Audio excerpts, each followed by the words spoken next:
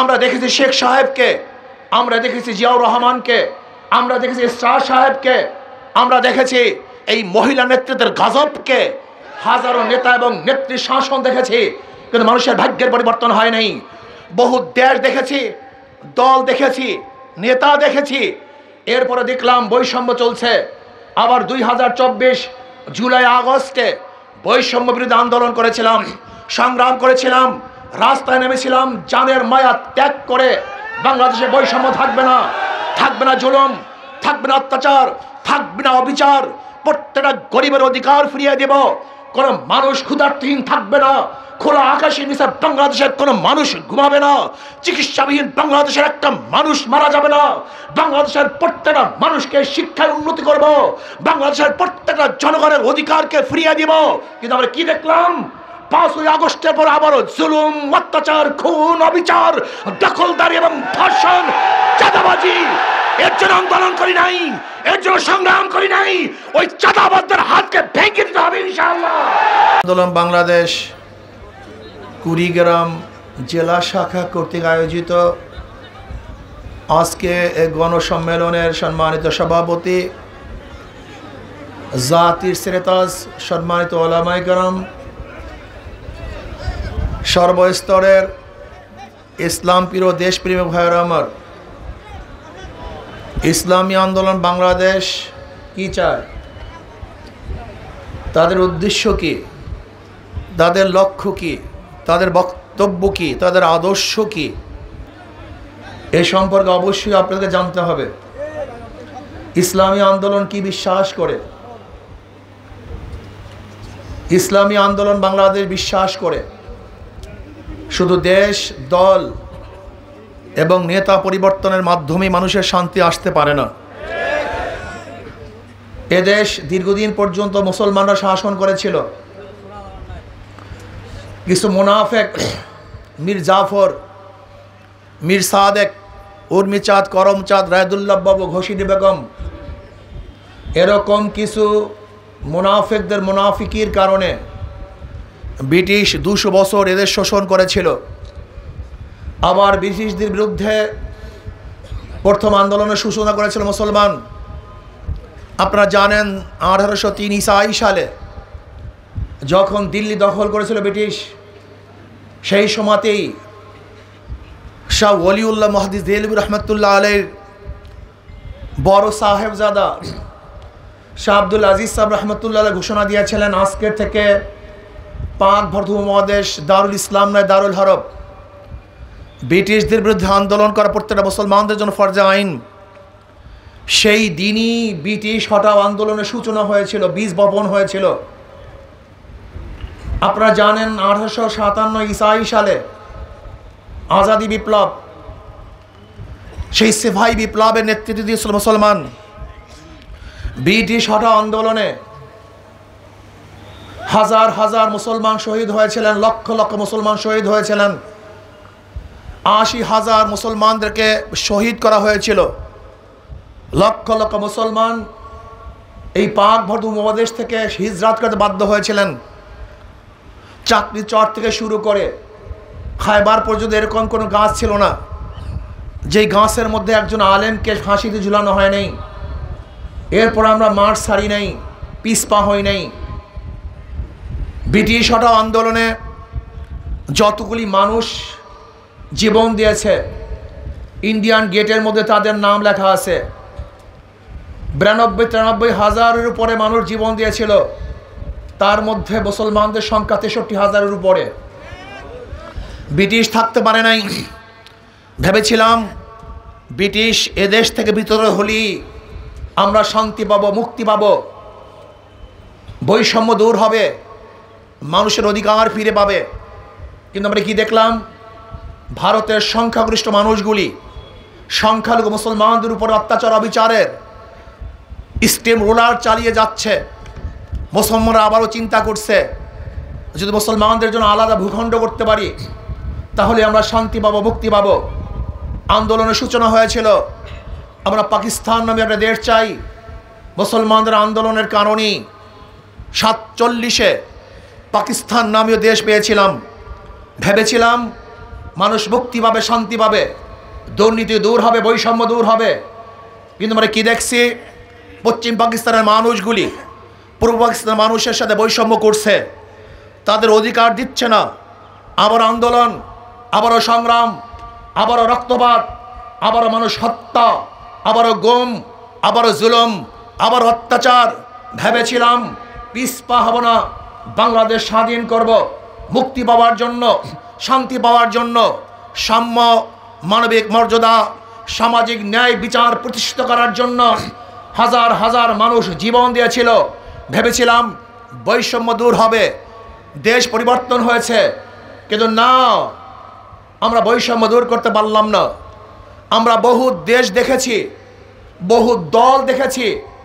আমরা মুসলিম লীগের শাসন দেখেছি, আওয়ামী লীগের শাসন দেখেছি, আমরা বিএনপির শাসন দেখেছি, আমরা জাতীয় পার্টির শাসন দেখেছি, কিন্তু মানুষের ভাগ্যের পরিবর্তন দেখি নাই। আমরা আইয়ুব খানকে দেখেছি, আমরা দেখেছি শেখ সাহেবকে, আমরা দেখেছি জিয়াউর রহমানকে, আমরা দেখেছি শাহ সাহেবকে, আমরা দেখেছি এই মহিলা নেতৃত্বের গজবকে, হাজারো নেতা এবং নেত্রীর শাসন দেখেছি, কিন্তু মানুষের ভাগ্যের পরিবর্তন হয় নাই। বহু দেশ দেখেছি, দল দেখেছি, নেতা দেখেছি, এরপরে দেখলাম বৈষম্য চলছে। আবার 2024 জুলাই আগস্টে বৈষম্য বিরোধী আন্দোলন করেছিলাম, সংগ্রাম করেছিলাম, রাস্তায় নেমেছিলাম জানের মায়া ত্যাগ করে। বাংলাদেশে বৈষম্য থাকবে না, থাকবে না জুলুম, থাকবে না অত্যাচার, থাকবে না অবিচার। প্রত্যেকটা গরিবের অধিকার ফিরিয়ে দেব, কোনো মানুষ ক্ষুধার্তহীন থাকবে না, খোলা আকাশের নিচে বাংলাদেশের কোনো মানুষ ঘুমাবে না, চিকিৎসাবিহীন বাংলাদেশের একটা মানুষ মারা যাবে না, বাংলাদেশের প্রত্যেকটা মানুষকে শিক্ষায় উন্নতি করব, বাংলাদেশের প্রত্যেকটা জনগণের অধিকারকে ফিরিয়ে দিব। কিন্তু আমরা কি দেখলাম, 5ই আগস্টের পর আবারও জুলুম, অত্যাচার, খুন, অবিচার, দখলদারি এবং ধর্ষণ, চাঁদাবাজি। এর জন্য আন্দোলন করি নাই, এর জন্য সংগ্রাম করি নাই। ওই চাঁদাবাজদের হাতকে ভেঙে দিতে হবে ইনশাআল্লাহ। আন্দোলন শেষ হয় নাই, আন্দোলন সমাপ্ত হয় নাই, নহে সমাপ্ত কর্মবোধের অবকাশ কোথায় বিশ্রামের।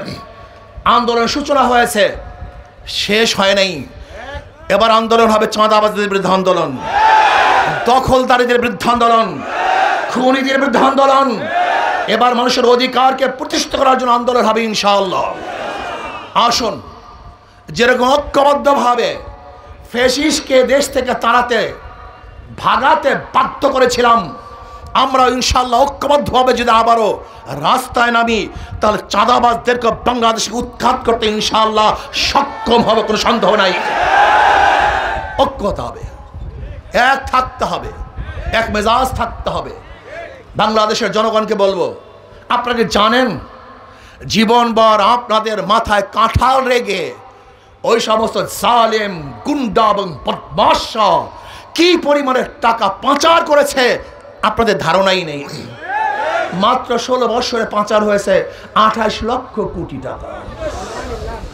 এক বছরে বাজেট 7 লক্ষ কোটি, আর পাচার হয়ে গেছে 28 লক্ষ কোটি টাকা। কুড়িগ্রামবাসী আপনারা কি জানেন, বাংলাদেশের যত অর্থনীতি, বাংলাদেশের যত মানুষের কাছে যত টাকা, এই পরিমাণের টাকা মাত্র 20 ফ্যামিলির কাছে। 20 ফ্যামিলির কাছে। আপনাকে জানেন যে সেই দরবেশ বাবা শুধু শেয়ার বাজার থেকে আত্মসাৎ করেছে 50,000 কোটি টাকা। আপনি কি জানেন আজকে এখানে যারা উপস্থিত আছেন প্রত্যেকের মাথার উপরে 1,20,000 টাকার উপরে ঋণ, সবাই ঋণী। এই টাকাগুলো কোথায় গেছে? বিগত ফ্যাসিস্ট সরকারের পরিকল্পনা মন্ত্রী কি বলেছেন, বাজেট করি 100 টাকা, গ্রামে পুষে 10 টাকা, 90 টাকায় চুরি হয়ে যায়। বিগত ফ্যাসিস্ট সরকারের প্রেসিডেন্ট কি বলেছিলেন, প্রতি বছর যেই টাকা দুর্নীতি হয়, এক বছরে যেই টাকা দুর্নীতি হয় তা দিয়ে প্রতি বছর 2টা পদ্মা সেতু করা যায়। সব টাকা আপনাদের, এই গরিবদের, এই খেটে খাওয়া মানুষদের মাথার ঘাম পায়ে ফেলা টাকা দিয়ে ওরা চুরি করছে, ডাকাতি করছে, অত্যাচার করছে, অবিচার করছে, জুলুম করছে, এই দেশকে বিক্রি করার চক্রান্ত করছে। আজকে ভারতের সাথে যে চুক্তি করেছে, গোলামি চুক্তি, বাংলাদেশের মানুষ স্বাধীন, এরা রক্ত দিতে পারে, জীবন দিতে পারে, গোলামি করতে পারে না। ভারতের সামনে কোনোদিন বাংলাদেশের মানুষ মাথা নত করবে না, গোলামি চুক্তি করবে না। আমরা জীবন দেব, রক্ত দেব, মরে যাব, গোলামি করব না ইনশাআল্লাহ।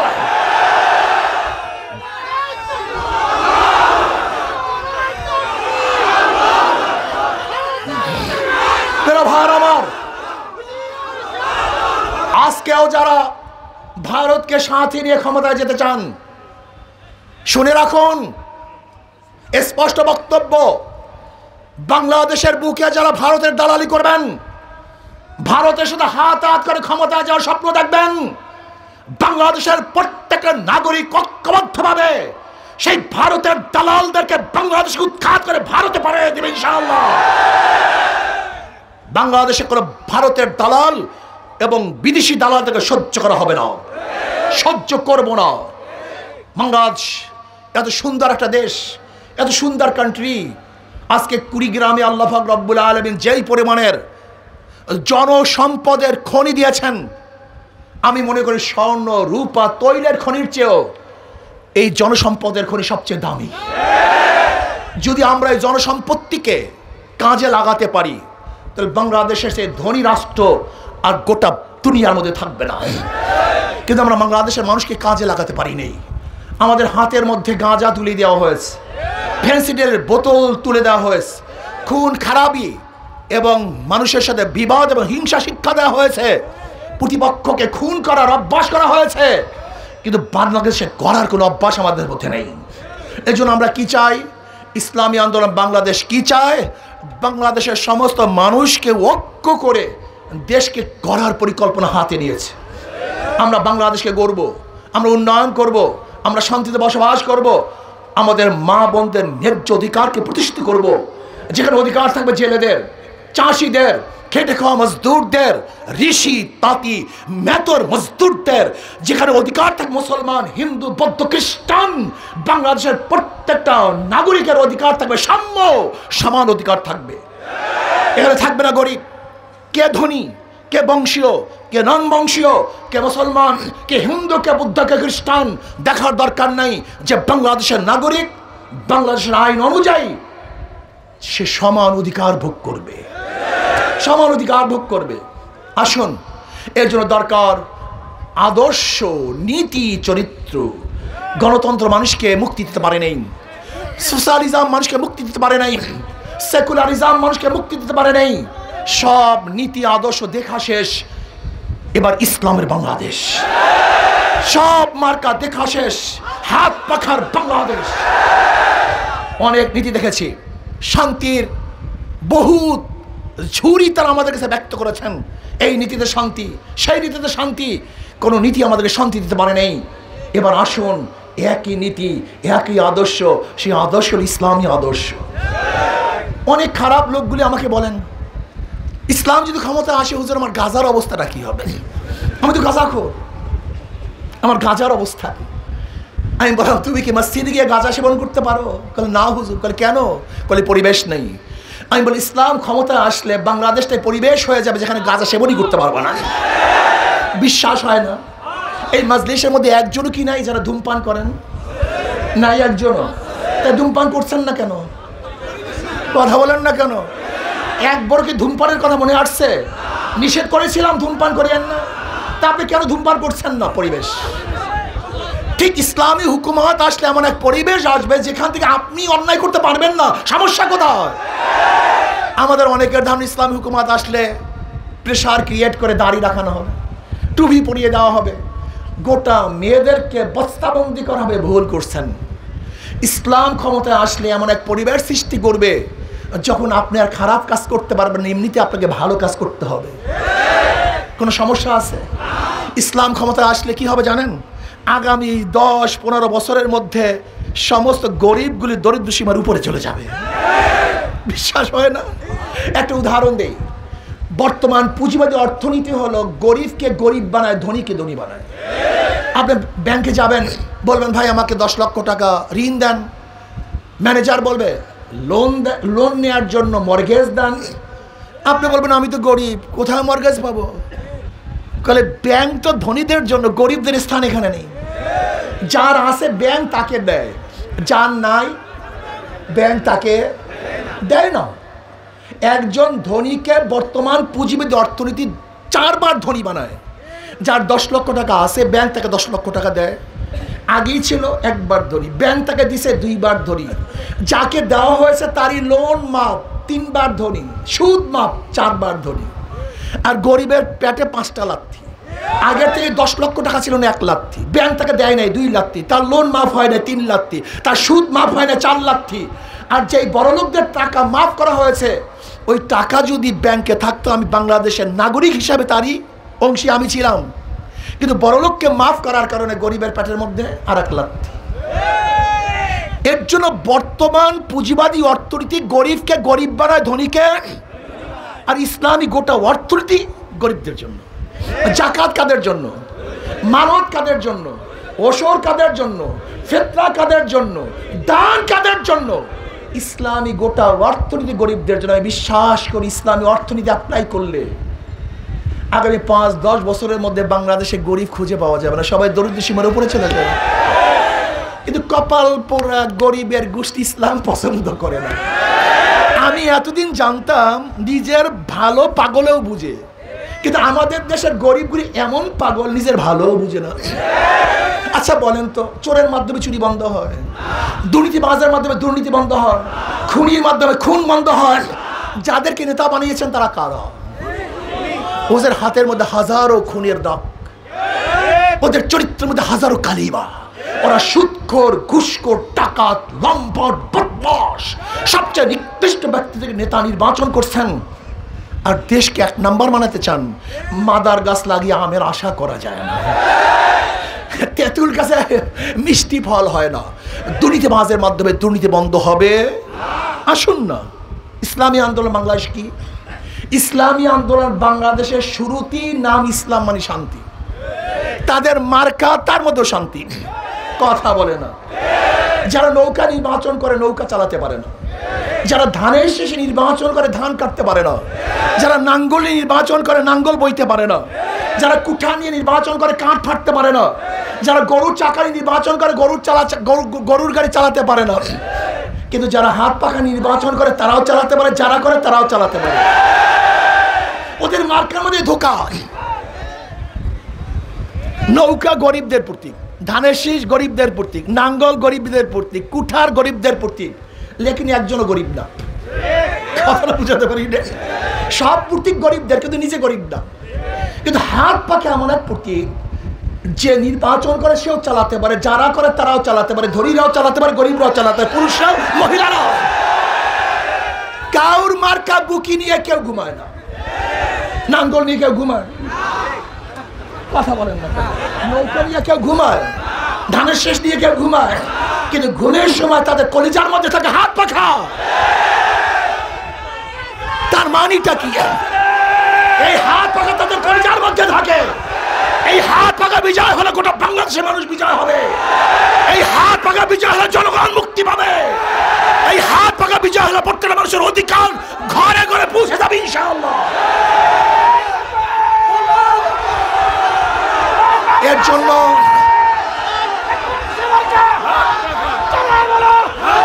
শোনেন, কারেন্ট ফেল করে, হাত পাখা ফেল করে না। কারেন্ট ফেল করে, হাত পাখা ফেল করে না। তার মানিটা হলো তাদের কথায় কাজের মধ্যে মিল আছে। কথায় কাজে মিল পাই, পীর সাহেব চর্ম নেই। ওই শুরুর থেকে যেই কথা শুরু হয়েছে আজও একই কথা। এই স্টেজ অন্য, অন্য স্টেজ অন্য। লিডারদের সাথে দেখা হওয়ার আগে এক কথা, লিডারদের সাথে দেখা হওয়ার পরে অন্য কথা। ইসলামী আন্দোলন বাংলাদেশ এমন এক সংগঠন, শুরুর থেকে আজ পর্যন্ত যে বক্তব্য দিয়েছেন সেই বক্তব্য আছে, থাকবে ইনশাআল্লাহ। কাজে আগামী নির্বাচনে শুধু ভোট আপনাদের কাছে চাই না, আপনারা ভোট দিবেন শুধু এতটুকু চাই না। আজকে ওয়াদা করতে হবে আল্লাহকে সাক্ষী রেখে, এখানে যারা আছেন কমপক্ষে প্রত্যেকটা নাগরিক দেশের জন্য, ইসলামের জন্য, দেশকে স্টাবলিশ করার জন্য, এই দেশকে রক্ষা করার জন্য, প্রত্যেকটা নাগরিকের অধিকারকে ঘরে ঘরে ফিরিয়ে দেওয়ার জন্য আমি একজন হাত পাখার কর্মী হয়ে যাব। শুধু একটা ভোট নয়, আজকের থেকে প্রত্যেক প্রত্যেকটা কর্মী এবং দেশপ্রেমিক ইসলাম প্রেমিক ভাইয়েরা হাত পাকার পক্ষে মিনিমাম 100 ভোট যোগাবো, 50টা কমপক্ষে 10টা ভোট যোগাবো। কে কে আছে? নারায়ে তাকবীর। 2 হাত তুলেন, উপরে তুলেন, নারায়ে তাকবীর। মার্কা আছে? কোন সে মার্কা? আরো জোরে সবাই বলে, সবাই বলে শান্তির মার্কা, সবার মার্কা, দেশের মার্কা, সবার মার্কা হাত পাকা। আল্লাহ আমাদের সবাইকে কবুল করে নেন। আগামী নির্বাচনে কুড়িগ্রাম এই জেলার 4টা আসন থেকে যারা হাত পাকা প্রতীক নিয়ে লড়াই করবেন, সেই সেনাদেরকে আপনাদের সামনে পরিচয় করিয়ে দিচ্ছি। 2 জন সেনা নাই, 2 জন আছে, পরিচয় করে দিচ্ছি। আলহামদুলিল্লাহ।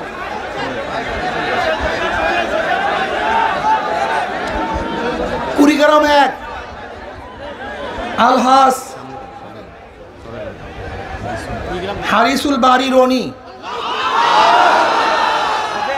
উনি হজে আছেন, কাবা শরীফ ধরে দোয়া করতেছেন আল্লাহ যেন বাংলাদেশকে সুস্থ করে দেন, নিরাপদ করে দেন, প্রত্যেকটা মানুষের অধিকারকে প্রতিষ্ঠিত করে দেন। কুড়িগ্রাম 2 থেকে অধ্যক্ষ, যে হাজার হাজার ছাত্রদের ওস্তাদ, হাজার হাজার ওস্তাদ ছাত্রদের মুরব্বী, হাজার হাজার আলেমদের মুরব্বী, আলহাজ অধ্যক্ষ মাওলানা নূর বক্স সাহেব।